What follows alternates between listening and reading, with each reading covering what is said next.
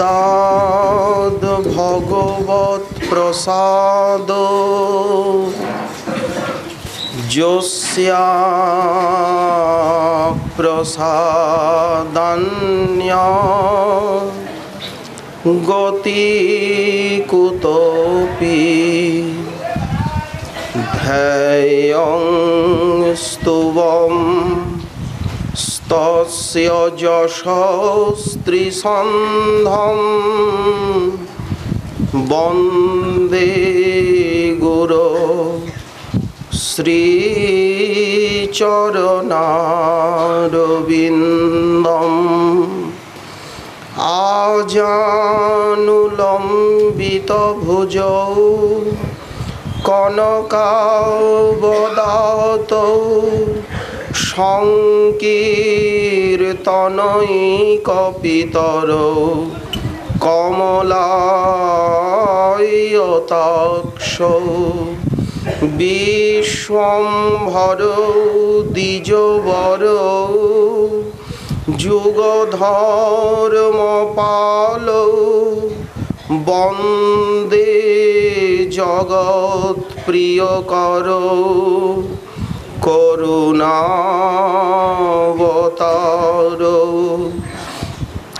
নমস্ত্রিকালসত্তায় জগন্নাথসুতায় চ সভৃত্তায় সপুত্রায় সকলত্রায়তে নমঃ।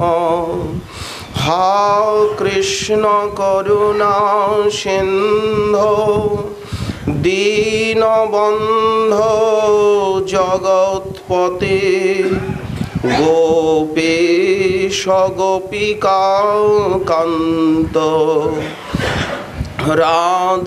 রাধাকান্ত নমস্তুতে।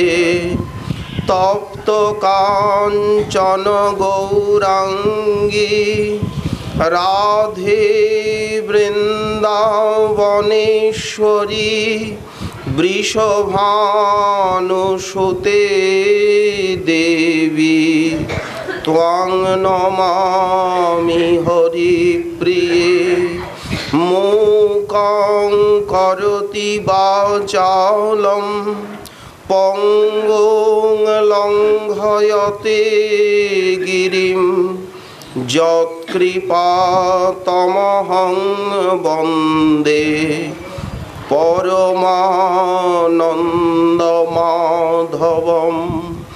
বাঞ্ছাকল্পতরুভ্যশ্চ কৃপা সিন্ধুভ্য এব চ পতিতানাং পাবনেভ্যো বৈষ্ণবেভ্যো নমো নমঃ। হরি ভক্তি পরাজে চ হরিনাম পরায়ণা দুর্বৃত্তা বা সুবৃত্তা বা তেষাং নিত্যং নমো নমঃ।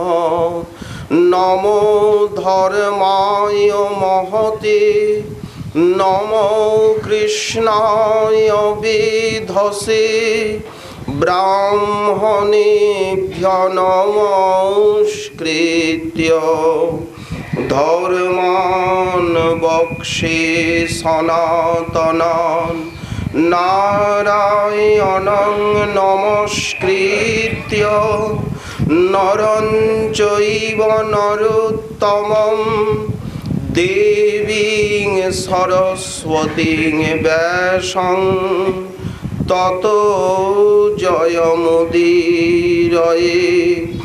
জয় রূপ সনাতন ভট্ট রঘুনাথ শ্রীজীব গোপাল ভট্ট দাস রঘুনাথ।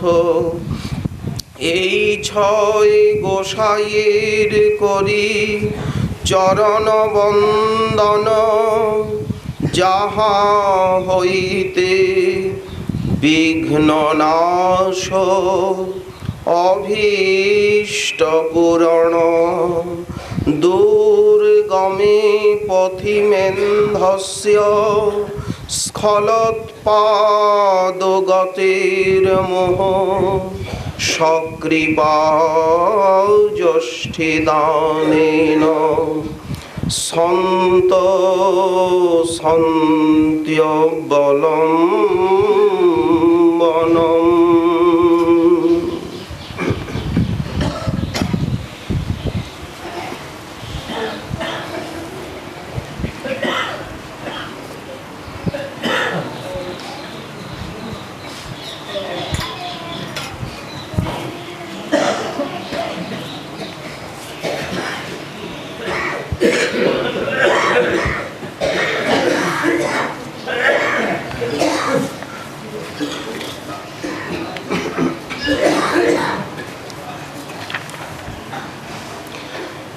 ঋষের ভাগবত মুখ্যস্য সত্ত্বং কর্তুং বচ হরি জগাম শনকৈস্তত্র যত্রাস্তাং যমলার্জুন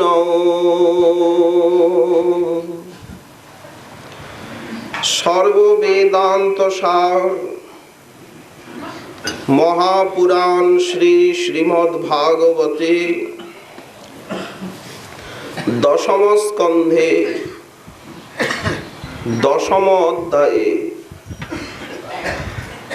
যমলার্জুন ভঞ্জন প্রসঙ্গে শ্রী শ্রীমদ্ভাগবত প্রবক্তাচরণ পরমহংস কুল মুকুটমণি শ্রীপাদ শুকমুনি তিনি বর্ণনা দিলেন যে দেবর্ষিপাদ নারদ তাদের দুর্দশা দেখে আর বিনা যন্ত্রে ধনমদের যে পরিণতি তাই কীর্তন করলেন যে কিভাবে ধনমদ মানবকে নরক পথের যাত্রী করে, দরিদ্র নিরহং স্তম্ভ। কিন্তু একটা কথা, দরিদ্র হলেই যে সবাই সতত নিরভিমানী হয় এ কথাও সত্য নয়। কারণ অভিমান মায়ার ধর্ম। দরিদ্রেরও প্রচন্ড অভিমান থাকে, কিন্তু ভাগ্যবান দরিদ্র যদি হন তাহলে তিনি অভিমান শূন্য হন। মুক্ত সর্বমদৈরিহ কৃচ্ছং যদিচ্ছয়াপ্নোতি তদ্ধি তস্য পরং তপ। আর ওই যে তাদের কষ্ট সহিষ্ণুতা, ওই যে তাদের প্রচন্ড পরিশ্রম, সেটি তাদের কাছে তপস্যা। এখন অতি শীঘ্র তারা সাধুগণের সমাগম সৌভাগ্য লাভ করতে পারেন। কেননা সাধুগণ প্রায় করে তাদৃশ ধনমদান্ধ ব্যক্তির প্রতি কৃপা করতে ইচ্ছা করেন না। দেবর্ষিপাদ নারদ মনে মনে ভাবছেন যে এরা মদিরা পানে কেমন মত্ত, আমার সামনে দিগম্বর হয়ে নানা প্রকার অঙ্গভঙ্গি করছে। তাদের মনের ধারণা যে এই রকম ভিখারি আমাদের দ্বারে কত নিয়ত প্রতিনিয়ত আসে, অতএব এই ভিখারি আমাদেরকে কি করবেন? অতএব একে দেখে আমাদের সমীহ সাধ্যসের কোনো প্রশ্নই আসতে পারে না। দেবর্ষিপাদ নারদ শেষে বললেন, ঠিক আছে, তোমাদেরকে এই ধনমদের দিব্য ঔষধ আমি এখন দিচ্ছি। যে কারণে যার মত্ততা, সেই কারণটাই যদি না থাকে তো মত্তটা তা আপনি দূরে যায়। ধনমদান্ধ ব্যক্তির ঔষধ হচ্ছে দারিদ্রতা। অতএব তোমাদেরকে দরিদ্র বানাবো আমি। আবার দরিদ্রের মধ্যে জগতের শ্রেষ্ঠতম দরিদ্র হচ্ছে বৃক্ষ। দেখুন, বৃক্ষের গোড়ায় যদি জল না থাকে, চাইবার ক্ষমতা নেই। রস যে সে শোষণ করবে শিকড়ের দ্বারা, যদি গোড়ায় রস না থাকে তো কি টানবে? তাই দাঁড়িয়েই থাকো, চলারও ক্ষমতা নেই, বলারও ক্ষমতা নেই। সে যে প্রকাশ করবে দুঃখ বেদনা, সে শক্তিও নেই। তারপরে বৃক্ষে ফল হয়, সেই ফল অন্যের ভোগে লাগে, কিন্তু কই বৃক্ষ তো নিজের ফল নিজে ভোগ করতে পারে না। পারে? বৃক্ষকে যদি কেউ কাটেও, ছেদনও করে, বৃক্ষের প্রতিবাদ করবার কোনো ক্ষমতা নেই। তপস্বীর মতো দিনরাত সেই আকাশ তলে পড়ে ঠাই স্থির ভাবে বৃক্ষকে জীবন যাপন করতে হয়। দেবর্ষিপাদ নারদ ভাবলেন যে তোমাদেরকে দরিদ্র করব, ছোটখাটো দরিদ্র নয়। তোমরা এখন যেমন প্রচুর ধনী, ধনীর দুলাল, কুবেরের পুত্র, তোমাদেরকে চরম দারিদ্রতা দেব। তখনই তিনি দাম বন্ধন লীলারই চিন্তা করছিলেন। দেবর্ষিপাদ নারদ বিনা যন্ত্রে ব্রজনাথের দাম বন্ধন লীলারই সেই গান তিনি গাইতে গাইতে কৈলাসের মন্দাকিনীর পাড় বেয়ে আর চলছিলেন। কেউ বলতে পারেন যে সেই সময় দেবর্ষিপাদ নারদের চিত্তে যে দামবন্ধন লীলারই স্মৃতি চলছিল, তার প্রমাণ কি?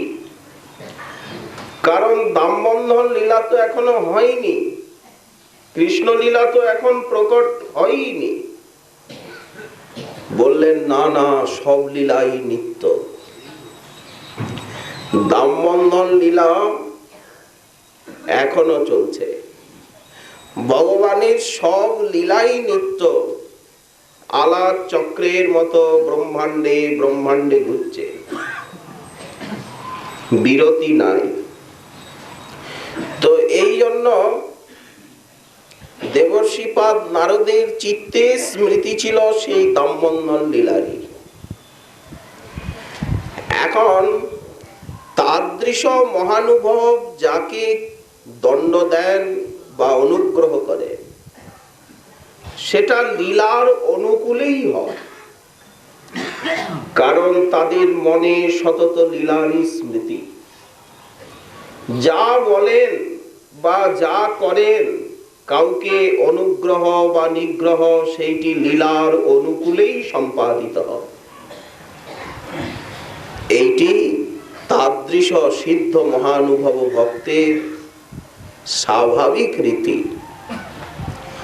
তো দেবর্ষিপাদ নারদ তাদেরকে লক্ষ্য করে আর বললেন যে যাও তোমরা দিব্য শরচ্ছতে দেব পরিমাণে 100 বৎসর আর নন্দ ভবনের প্রাঙ্গণে বৃক্ষ হয়ে থাকো, করো তপস্যা, করো প্রতীক্ষা। 36,000 বৎসর তারা নন্দ ভবনের প্রাঙ্গণে আছে। দেবর্ষিপাদ মনে মনে ভাবছেন যে অপরাধী অপরাধ ভোগকালে তার যদি পূর্ব স্মৃতি না থাকে তাহলে কিন্তু অপরাধের ভোগটা পূর্ণ মাত্রায় হয় না। এদেরকে বৃক্ষজনিত পাওয়াবো, কিন্তু এরা যে আচরণটা করলো সেই অপরাধের স্মৃতি যেন এদের হৃদয়ে অক্ষয় হয়ে থাকে। প্রতি ক্ষণে ক্ষণে এই অপরাধের স্মৃতি যেন এদের মর্মকে দংশন করতে থাকে, তবে তো শাস্তি ভোগটা হবে, তাই না? অপরাধ করে কেউ যদি অপরাধের স্মৃতিটা ভুলে যান, বৃক্ষজনই হবে, কিন্তু এরা যদি ভুলে যান, তাই বললেন যে তোমাদের এই স্মৃতিটা থাকবে। এই যে তোমরা কুবেরের পুত্র আর এই যে আচরণ করলে, আর আমি যে বললাম তোমাদেরকে অভিশাপ ছলে অনুগ্রহ করলাম, এই স্মৃতিটা চিরদিন তোমাদের হৃদয়ে গাঁথা থাকবে, ভুলবে না। শেষে যখন দেব পরিমাণ 100 বৎসর অতীত হবে তখন তোমরা বাসুদেবের সান্নিধ্য লাভ করবে। দেবর্ষিপাদ নারদ তিনি তো সর্বজ্ঞ, ত্রিকালজ্ঞ। তিনি ভাবলেন তাহলে দেব পরিমাণ 100 বৎসর পরে ভগবান গোকুলেশ্বরের গোকুল লীলা প্রকটিত হবে। 36,000 বৎসর পরে স্বয়ং ভগবান কৃষ্ণচন্দ্রের প্রকট লীলা হবে ধরাধামে। সেই সময় তোমরা বাসুদেবের সান্নিধ্য পাবে। আগে স্পর্শ পাবে, তারপরে দর্শন পাবে। আগে তো দর্শন হয়, পরে তো স্পর্শ হয়। বললেন না, আগে স্পর্শ পাবে, তারপরে দর্শন সৌভাগ্য লাভ করে লব্ধ ভক্তির ভবিষ্যতি তোমরা পরমা ভক্তি লাভ করবে ভগবানে, আর চিন্তা নেই। তাহলে দেখুন, ভক্ত যদি কাউকে নিগ্রহ ছলে অনুগ্রহ করেন, সেই অনুগ্রহটা কেমন হয়? কোথায় তাদেরকে পাঠিয়ে দিলেন, ব্রজে বাস দিলেন, সাধনা দিলেন, সঙ্গে সঙ্গে আশীর্বাদ করে দিলেন। ভক্তের কৃপার এই পরিপাটি। যদি তাদের দৃষ্টি কারো উপরে পড়ল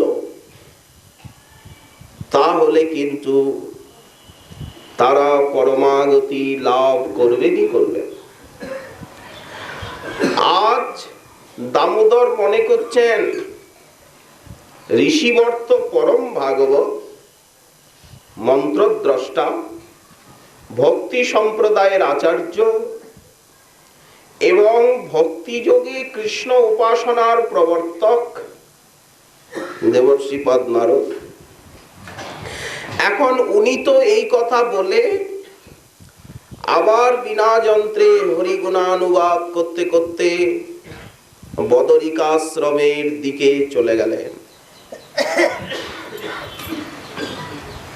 আর মহাদেবের দর্শনে গেলেন না। কি মহাদেবের দর্শন করেই উনি আসছিলেন সে কথার বর্ণনা নেই। সেখানে থেকে উনি হাঁটা দিলেন বদরিকাশ্রমের দিকে, ভগবান নরনারায়ণের কাছে যাত্রা করলেন। বেশ, সেই থেকে এরা এইখানে অপেক্ষা করছে। কত ঝড় তুফান, বৃষ্টি, শৈত্যপাত, কত প্লাবন, স্থির ভাবে ঊর্ধ্ববাহু হয়ে তপস্বীর মতো ৩৬,০০০ বৎসর কাটিয়ে দিয়েছে। চারটেখানিক কথা। আমরা তো ২-১ বছর সাধন করেই অতিষ্ঠ হয়ে যাই, কিছু হলো না, কিছু হলো না, কিছু হলো না, তাই না? ২-১ মাস কি ২-১ বছর সাধন করেই কি ২-১ দশক সাধন করেই আমরা অতিষ্ঠ হয়ে যাই। এত জপ করলাম, এত তপ করলাম, এত বৈষ্ণব সেবা করলাম, এত ভজন করলাম, কিন্তু কিছুই হলো না। কিন্তু তারা যেন একটু স্থিরভাবে দেখেন যে ওরা কতকাল অপেক্ষা করেছে। বেশ কথা। যেই যমলার্জুন বৃক্ষদ্বয়ের দিকে দৃষ্টিপাত করলেন নন্দনন্দন শ্রীমান, সঙ্গে সঙ্গে ভক্ত চূড়ামণি দেবর্ষিপাদ নারদের কথা মনে পড়ল। মনে মনে ভাবছেন, ঋষি বাক্য তো কদাপি অন্যথা হওয়া উচিত না। দেবর্ষি আমার পরম প্রিয়তম ভক্ত। তাছাড়া ঋষিগণ হচ্ছেন মন্ত্রার্থ দ্রষ্টা এবং মন্ত্র প্রচারক। দীর্ঘদিন তপস্যা করে তারা বেদ মন্ত্র লাভ করেছেন। এই যে বেদ মন্ত্র না, সাধন করে ঋষিগণ লাভ করেছেন, সেই অপৌরুষেয় বাণী তারাই প্রচার করেছেন। প্রত্যেক বেদ মন্ত্রের ভিন্ন ভিন্ন ঋষি আছে। এই ঋক মহর্ষি বশিষ্ঠ পেয়েছেন সাধন করে, এই মন্ত্র যাজ্ঞবল্ক পেয়েছেন, এই মন্ত্র পরাশর পেয়েছেন, কি এই মন্ত্র অত্রি পেয়েছেন। প্রতি বেদ মন্ত্রের ঋষি আছে। যদি ঋষি বাক্য অন্যথা হয়ে যায়, তাহলে বেদ মন্ত্রের যে সত্যত্ব তার সম্বন্ধে মানব সন্দিগ্ধ হবে। এই জন্য যত বৈদিক, পৌরাণিক এবং তান্ত্রিক মন্ত্র আছে এবং তত্ত্ব মন্ত্রের সাধনা আছে, সেগুলি ঋষিরাই তো প্রাপ্ত হয়ে আর প্রচার করেছেন। এখন ঋষিগণের যে ঋণ, এই ঋণ জগতের কেউ কোনোদিন পরিশোধ করতে পারে না। ঋষি ঋণ বলে একটা ঋণ আছে না? মানুষ জন্ম মাত্রই 5টি ঋণের ঋণী হয়ে থাকে। তার ভিতরে একটি হচ্ছে ঋষি ঋণ। এখন দেবর্ষিপাদ নারদ আবার কৃষ্ণ মন্ত্রার্থ দ্রষ্টা, ইনি কৃষ্ণ মন্ত্র প্রচার করেছেন। ভক্তি যোগের উপাসনার প্রবর্তক প্রহ্লাদ, তেমনি ব্যাস, ধ্রুব, কত কত ব্যক্তি এনার কৃপায় ধন্য হয়েছে। দেবর্ষিপাদ নারদের প্রচারিত যে ভক্তি সূত্র, সেই ভক্তি সূত্র আজও আপনারা কি অধ্যয়ন করেছেন? নারদীয় ভক্তি সূত্র বলে আছে, শাণ্ডিল্য ভক্তি সূত্র আর নারদ ভক্তি সূত্র। তো কাজে কাজে এই ভক্তিযোগ সাধনার তিনি চিরকাল শিক্ষক। যদি ঋষি বাক্যের সত্যতা রক্ষা না হয়, তাহলে জগতের মানুষ তারা সাধন পথে অগ্রসর হবে না। ঋষি বাক্যই তো প্রেরণার মূল। দামোদর মনে মনে ভাবলেন, এখন নিজে বন্ধনে আছেন, কিন্তু কর্তব্য পালনে তিনি রত হলেন। ভাবনার থেকে কর্তব্যের স্থান উঁচা। মগ্ন হলে চলবে না, ঠাকুরকেও কর্তব্যের দিকে দৃষ্টি রাখতে হয়, কারণ ভাবনার থেকে কর্তব্যের স্থান অনেক উপরে। তখন তিনি মনে মনে ভাবছেন, ঋষে ভাগবত মুখ্যস্য সত্যং কর্তুম বচো হরি। নিজের বাল্য চেষ্টার দ্বারা সকলের মনকে হরণ করছেন, তাই হরি। ভাগবত মুখ্য, ভক্ত শ্রেষ্ঠ ঋষির বাণীকে আমায় সত্য করতেই হবে। ঋষি বাক্যের মর্যাদা জগতে রাখতে হবে। শোনো ভাই, তোমরা এক কাজ করো না, আমি তো একা একা টানতে পাচ্ছি না উলুখলটা। দেখুন, মা যে বেঁধেছেন কেশবন্ধন রজ্জু দিয়ে, তো কেশবন্ধন রজ্জু কি আর কাছি নাকি? কেশবন্ধন রজ্জু তো পট্টডরি, তার সঙ্গে আবার অত বড় উলুখলটাকে দিয়েছেন বেঁধে। দামোদর টানছেন তো রজ্জুটা ছিঁড়ে যাওয়া উচিত, কিন্তু তা ছিঁড়ছে না। কৃষ্ণ বললেন, ভাই তোমরা আমার পশ্চাৎ ভাগের উলুখলটা একটু ঠেলো না। আমি টানতে চেষ্টা করছি আর তোমরা ঠেলো পেছন থেকে। দেখুন মাধুর্য। ওই যে বৃক্ষ দুটো দেখছো না, ওর ছিদ্র পথ দিয়ে যদি বেরিয়ে যেতে পারি, গায়ে গায়ে দুটো বৃক্ষ, একটু মাঝখানে ফাঁকা আছে, ওই যদি ওই ছিদ্র পথে বৃক্ষদ্বয়ের মধ্যে দিয়ে আমি ওই পাশে যাই, তাহলে বৃক্ষদ্বয়ের কাণ্ডেতে উলুখল সংলগ্ন হয়ে যাবে, আর ওপারে গিয়ে টানবো, আকর্ষণ করব, তাহলেই মনে হচ্ছে এই রজ্জু ছিন্ন হবে। হ্যাঁ, এইটাই ঠিক। তারপরে পালাবো। ব্রজরাজ নন্দনের এই কথা শুনে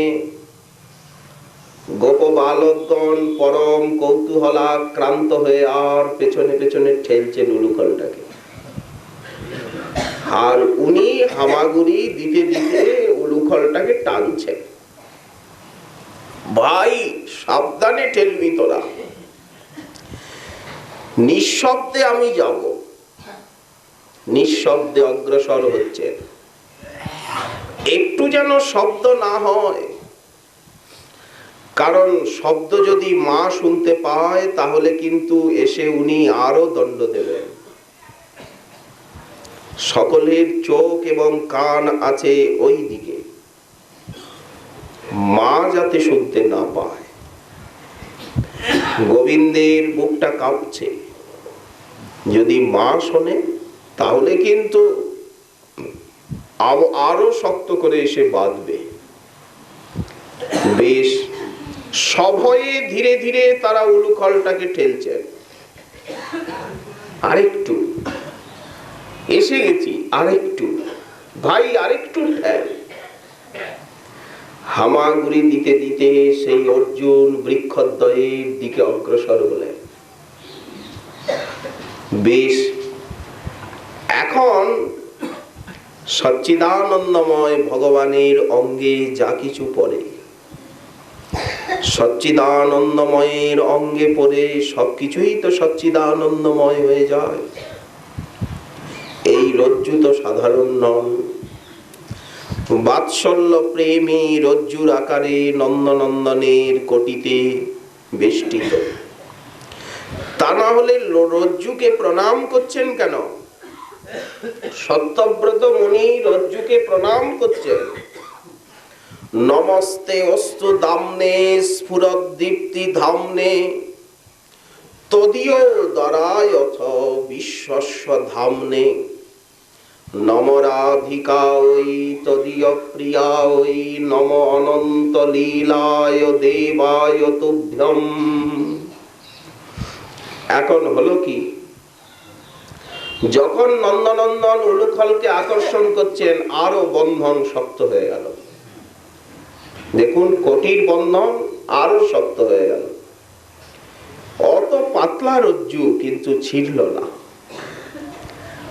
এখন হলো কি, সেই যমলার্জুনের মাঝখান দিয়ে ও পাশে চলে গেলেন। যেই চলে গেলেন, তীর্যগতম উলুখলম, উলুখলটা তীর্যক ভাবে বক্র হয়ে লেগে গেল। উনি তো বেরিয়ে চলে গেলেন, কিন্তু উলুখলটা বেরোবে কি করে? জায়গা তো সংকীর্ণ। উলুখলটা এখন সুবিশাল সেই বৃক্ষ কাণ্ডে তেছড়া ভাবে লেগে গেল। ৩৬,০০০ বৎসরের পুরানো গাছ, সেই গগনচুম্বী, তেমনি বিপুল তাদের শাখা প্রশাখা নন্দ প্রাঙ্গণকে যেন ছত্রের মতো আর আচ্ছন্ন করে রেখেছে। তাদের মূল কত ভূতল নিম্নে প্রথিত, এতদিনের পুরনো গাছ। কিন্তু হলো কি, সচকিত নয়নে দামোদর পিছনের দিকে তাকাচ্ছে, বঙ্কিম নয়নে গ্রীবা বাকিয়ে আর পেছনে তাকাচ্ছেন, দেখছেন উলুখলটা লেগে গেছে। এইবার টানি, কারণ কেশবন্ধন রজ্জু, টানলে যদি ছিঁড়ে যায় মাঝখানের থেকে, তারই প্রয়াস করে দেখি। বালেন নিষ্কর্ষতান্নুলুখলন্ত দামোদরেণ তরসৎকলিতাঙ্ঘ্রিবন্ধ নিষ্পেততু পরম বিক্রমিতাতি বেপ প্রবাল বিটপ কৃতচণ্ড শব্দ। শ্রী শুকমুনি বলছেন, তত্র শ্রিয়া পরময়া ককুভ স্ফুরন্ত সিদ্ধা ভূপেত্ত কুজয়োর ইব জাত বেদাহ কৃষ্ণং প্রণম্য শিয়সাখিল লোকনাথম বদ্ধাঞ্জলির বিরজসা ইদমু চতুস্ম। এখন বল প্রকাশ করে নন্দনন্দন আকর্ষণ করছেন। অখিল ব্রহ্মাণ্ড পালকের বাল্যলীলার কি অনির্বচনীয় মাধুর্য দেখুন। শত চেষ্টা করেও তিনি এগোতে পারছেন না। টানছেন তো, পূর্ণ শক্তি দিয়ে টানছেন, কিন্তু উলুখল তো একটুও আগাচ্ছে না, আটকে গেছে তো। আরো টানছেন, কিন্তু উলুখল একটুও আগাচ্ছে না, আগাবে কি করে? এখন হলো কি, যশোদানন্দনের মুখখানা আরক্তিম হয়ে গেল টানতে টানতে উলুখলকে। টানছেন তো, উলুখল একটুও আগায় না, মুখমণ্ডল আরক্তিম হলো। এখন কেউ যদি খুব পরিশ্রম করে, আর যেভাবে উনি আকর্ষণ করছেন, যশোদানন্দনের চোখগুলো একটু বড় বড় হয়ে গেল। ওই যে আকর্ষণ করছেন, ওই যে টান দিচ্ছেন উলুখলটাকে, মুখখানা আরক্তিম হয়েছে, আর নেত্রগুলো বলি নেত্র যুগল বহির নির্গত প্রাণ। লোক যখন টান দেয়, তাই না, তখন শক্ত করে তো টানছে, পূর্ণ প্রয়াস দিয়ে, কারণ এখানে মাধুর্যের লীলা। পূর্ণ প্রয়াস করছে, অথচ একটুও আগাচ্ছে না। এখন এই নয়নোদয় দেখলে বিস্মিত এবং চমৎকৃত হতেই হয়। দেখুন মুখখানা লাল হয়ে গেছে, চক্ষুদ্বয় স্থির, দেখুন নিজেকে অক্ষম বলে মনে করছেন। এটা কি? বললেন এটা নরলীলার মাধুর্য। পরাশ্ব শক্তির বিবিধৈব শ্রূয়তে জ্ঞান বল ক্রিয়াচ। শ্রুতি বাক্য সমালোচনা করলে ইনি অশেষ বলের নিকেতন, জ্ঞানের নিকেতন, শক্তির নিকেতন। অথচ পাচ্ছেন না কেন? বিস্ময় সাগরে নিমগ্ন হতে হয় যে কেন উনি পাচ্ছেন না। এখন হলো কি, সেই যে পট্টডরিকা যা দিয়ে মা বেঁধেছেন, যেমন ভাবে বালকৃষ্ণ লাল টানাটানি করছেন, ছিঁড়ে যাওয়া তো উচিত। কেশবন্ধন রজ্জু সে তো হালকা পাতলা, আর যেভাবে টানছে মুখ লাল হয়ে গেছে, তো ছিঁড়ে গেল না? বললেন না না, যাবে না, আরো শক্ত হচ্ছে। হলো কি, যশোদানন্দন বারবার বল প্রয়োগের চেষ্টা করছেন। যখন টানছেন না, রজ্জুর কিছু হচ্ছে না, কিন্তু অর্জুন বৃক্ষদ্বয়ের কাছে সেই বেগ অসহনীয় হয়ে উঠছে।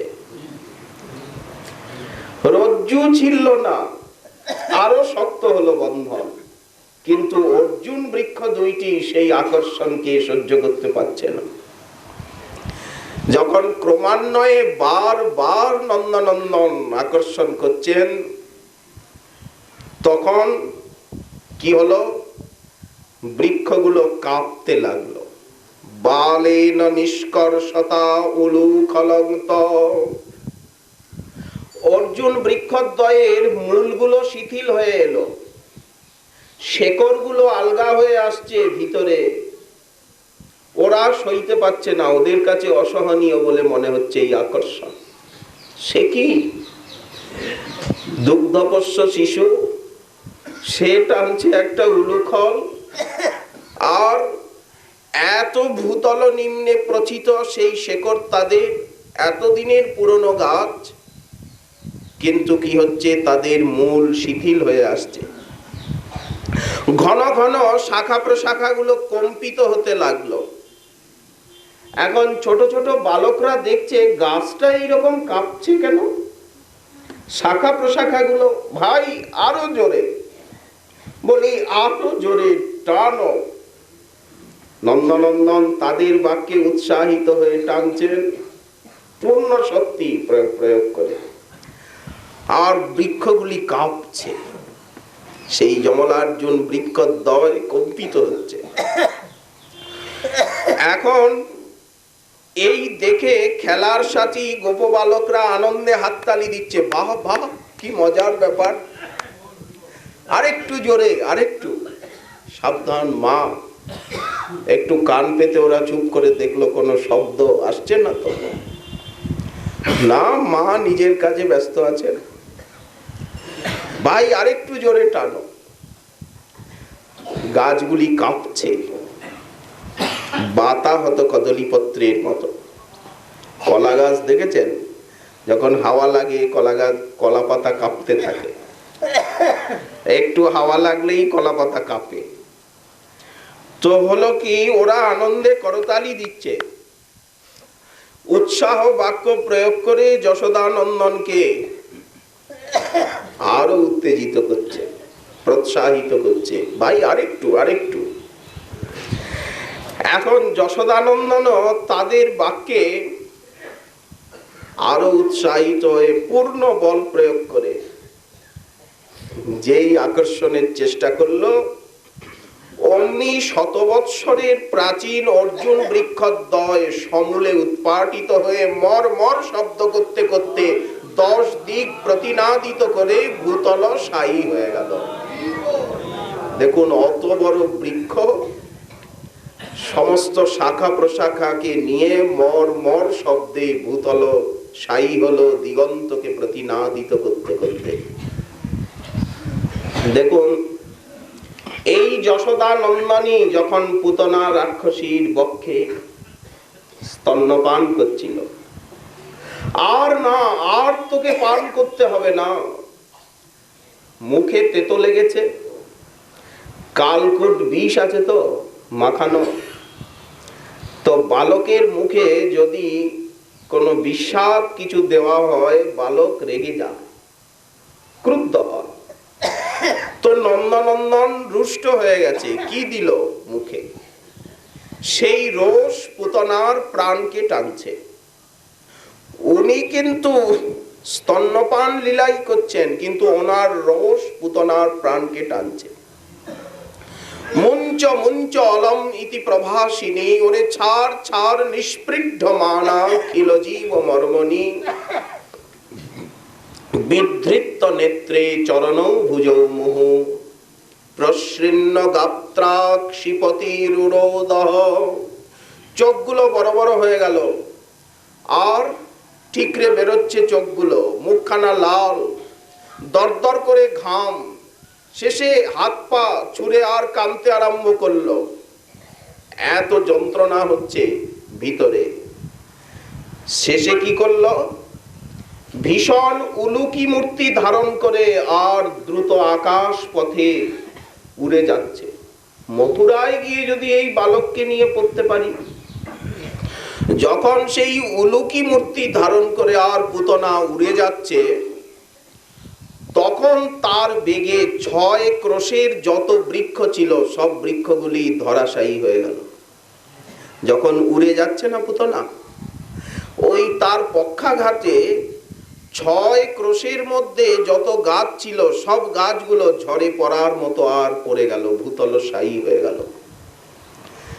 দেখুন, কিন্তু আশ্চর্য একটা কথা এখানে, এই যে বৃক্ষ পতন, এই বৃক্ষ পতনে কিন্তু কারো পতন হয়নি। বালকগুলি তো কাছেই আছে, দুটো একটা বালক তো চাপাও করতে পারত। ওরা যেমন ছোট ছোট বালক, একটা ডাল যদি ওদের উপরে একটু পড়ে তাহলেই তো চিড়ে চাপটা হয়ে যায় ওরা। কিন্তু দেখুন, লীলা শক্তির এমন ইচ্ছা যে এই বৃক্ষ দুটি পতনের সময় কারো কোনো বিন্দু মাত্র অনিষ্ট করেনি। কি নন্দ প্রাঙ্গণের প্রাচীরটাই ভেঙে গেল, বা কোন গৃহের অংশই ভেঙে গেল, এমনও তো হতে পারত।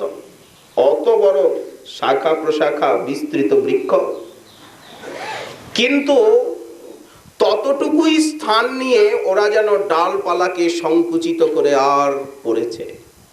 সাবধানে দেখুন, এমন সময় হলো কি, বৃক্ষদ্বয় ভূপতিত হলো, মা শুনলেন না কেন? মা তো ছুটে আসবেন, বললেন না, শব্দ শুনেছেন সকলে অনেক পরে, বৃক্ষ পড়েছে অনেক আগে, আর শব্দ শুনেছেন ব্রজবাসী অনেক পরে। দেখুন, লীলা শক্তি শুনতে দেয়নি, সে আবার কেমন কথা? শব্দকে জমিয়ে রাখা যায়? যে শব্দ হলো এখন, আবার শুনবেন কিছুক্ষণ পরে। কিন্তু যখন নলকুবর মণিগ্রীব স্তুতি নুতি প্রার্থনা করে চলে গেলেন, পরে ব্রজবাসী শব্দ শুনেছে। কেমন আশ্চর্য ঘটনা! ঐশ্বর্য মাধুর্যে কেমন মাখামাখি দেখুন। এখন হলো কি, বৃক্ষদ্বয় যেই ভূপতিত হলো, তার মধ্যে থেকে দিব্য অলৌকিক জ্যোতি বেরিয়ে আসছে। গাছ দুটো তো পড়ে গেল, হঠাৎ সেই বৃক্ষের মধ্যে থেকে দিব্য অলৌকিক জ্যোতি বেরোচ্ছে। তত্র শ্রিয়া পরময়া ককুভস্ফুরন্ত, আলোকিত হয়ে গেল সেই নন্দ ভবনের প্রাঙ্গণ। এত জ্যোতি, অলৌকিক জ্যোতি। সেই জ্যোতির মধ্যে থেকে 2 জন দেবপুরুষ নির্গত হলেন। জ্যোতির মাঝে মূর্তি 2 দেবতা, সুন্দর বস্ত্র অলঙ্কারে সুশোভিত। সেই 2 জনের অঙ্গ জ্যোতি প্রজ্বলিত হুতাসন অপেক্ষাও আরো অধিক দীপ্তিশালী, জ্বলন্ত অগ্নির ছটার থেকেও আরো উজ্জ্বল। ককুল স্ফুরন্ত, দিগন্ত সমালোকিত হলো সেই জ্যোতিতে, 10 দিক উদ্ভাসিত। বৃক্ষদ্বয়ের মধ্যে থেকে বেরিয়ে তারা আনন্দ জ্বর হয়ে কি যেন এক নবভাবের উদ্দীপনাতে, কি যেন এক অপ্রাপ্য বস্তুকে পাওয়ার আনন্দেতে তাদের হৃদয় উদ্বেলিত। তাদেরকে দেখেই মনে হচ্ছে তারা যেন বহুদিন পরে কোনো অপ্রাপ্য বস্তু পেয়েছে, এমন আনন্দ তাদের চেহারায়। হৃদয় যেন তাদের মেতে উঠেছে, মন প্রাণে কি যেন এক অভিনব বস্তুকে পাওয়ার জন্য উন্মত্ততা জেগেছে। তারা ইতস্তত লোল দৃষ্টি সঞ্চার করছে, আকর্ণ বিশ্রান্ত তাদের নয়ন। দেখলেই মনে হচ্ছে দেবতা স্বর্গের থেকে বুঝি নেমে এসেছে। তারা তাদের সেই লোল দৃষ্টি, অনুসন্ধানাত্মিকা দৃষ্টি তারা চারিদিকে নিক্ষেপ করছে। তারা সেই দিব্য মূর্তিতে প্রকটিত হয়ে এই চারিদিকে দৃষ্টিপাত করছে, চঞ্চল তাদের দৃষ্টি। হঠাৎ তারা দেখলেন অদূরে সেই দিব্যাতি দিব্য ইন্দ্রনীলমণি কান্তি অপেক্ষাও শ্যামল বর্ণ একটি বালক সেই বৃক্ষপতনের শব্দে যেন ভীত হয়ে হামাগুড়ি দিয়ে আর পলায়নের চেষ্টা করছে। কেমন চেষ্টা দামোদরের! যেন প্রচন্ড অকাম করে ফেলেছেন, অকার্য হয়ে গেছে তার দ্বারা, তাই ভীত, চকিত, চমকিত, বিস্মিত হয়ে নন্দনন্দন পালাতে চেষ্টা করছে, ওই হামাগুড়ি দিয়েই পালাতে চায়। কিন্তু পালাবে কি করে? পশ্চাৎ ভাগে যে উলুখন নিবদ্ধ, তাই হামাগুড়ি দিতে দিতে তাড়াতাড়ি এই জায়গার থেকে চলে যেতে চাইছে। ভাবটা এমন। এখন দাঁড়াবার সাধ্য নেই, দ্রুত গমনে যাওয়ারও শক্তি নেই। ভূমিতে করতল আর জানু অর্পিত, তার সেই উজ্জ্বল ইন্দ্রনীলমণি বিনিন্দিত অঙ্গচ্ছটায় দিগন্ত উদ্ভাসিত। এখন হলো কি, এই দেবপুরুষগণ যখনই দেখতে পেলেন এই বালককে, ওই যে তাদের চেহারা তো অনেক বড়, তারা তো দেবতা না, আকৃতিতে অনেক বড়। তারা সতৃষ্ণ নয়নে দেখছেন ওই যে পালাতে চেষ্টা করছে ইন্দ্রনীলমণি বিনিন্দিত অঙ্গকান্তি, ওই তো বালক, অথচ দ্রুত গমনে যেতে পারছে না, হামাগুড়ি দিয়ে দিয়ে চলেছে। সঙ্গে সঙ্গে সেই বালককে দেখা মাত্র তাদের হৃদয়ে কি হলো না, এক অভাবনীয় অনির্বচনীয় ভাবের বিদ্যুৎ যেন ঝলসে উঠল।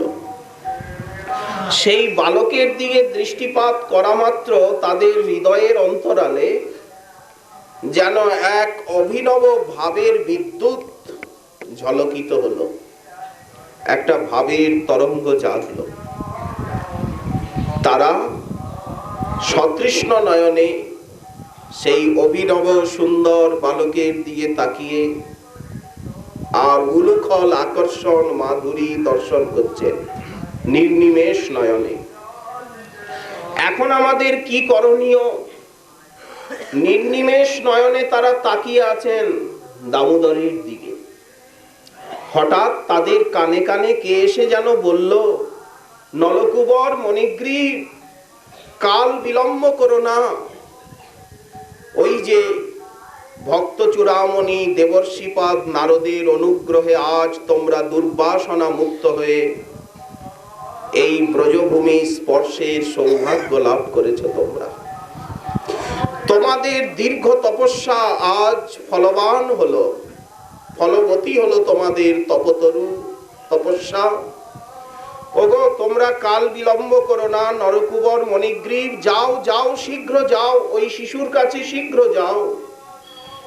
গিয়ে আর বালকের চরণাগ্রে মাথা নত করো।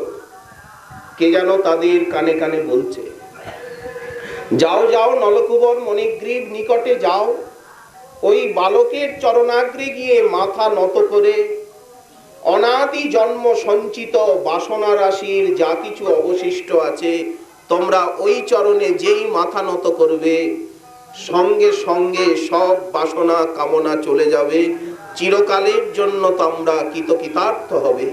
সময় নষ্ট করো না, অতি শীঘ্র যাও। এখন নলকূবর মণিগ্রীবের চমক ভাঙল যে আমরা তো শিশু বলেই দেখছিলাম, কিন্তু ইনি শিশু নন, অনাদির আদি।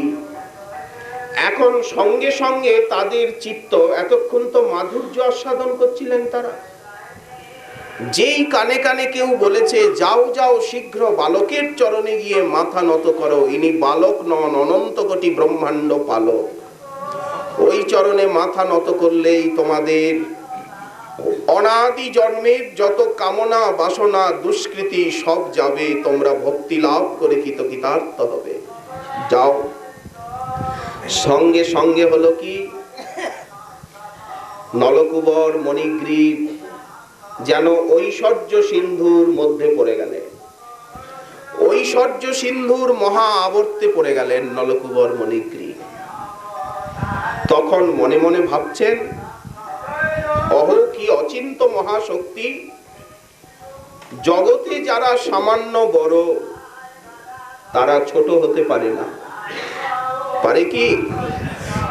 নলকূবর মণিগ্রীব মনে মনে ভাবছেন, দেখো কি অচিন্ত মহাশক্তি প্রকাশিত, জগতে যারা সামান্য বড় তারা ছোট হতে পারেন না।